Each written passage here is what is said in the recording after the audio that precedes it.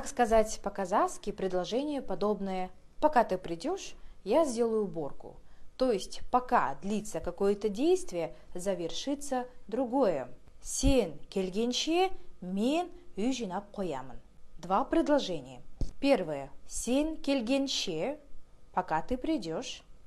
Үй жинап қоямын, я сделаю уборку. Слово «пока» в русском языке стоит в начале предложения, а в казахском языке перейдет на конец первого предложения. И чтобы его образовать, мы к глаголу первого предложения добавляем суффиксы ган, ша, генше, канша, кенше. Имейте в виду, здесь я объединила двух суффиксов ган, ген, канкен и ша, ше. Кельгенше – глагол келю приходить. Убираю у, добавляю генше. Кельгенше – пока придешь. И второе предложение мен үй жинап қоямын.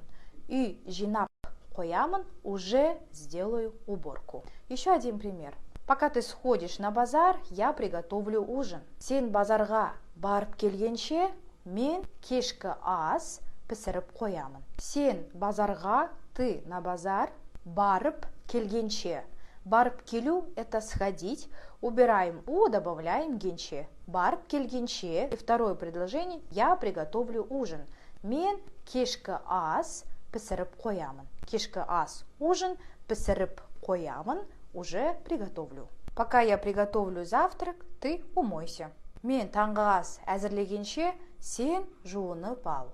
Әзірлеу – готовить, приготавливать, убираем у, добавляем генше. Әзірлегенше. И второе предложение – сен жуынып ал. Ты умойся. Пишите в комментариях ваши предложения.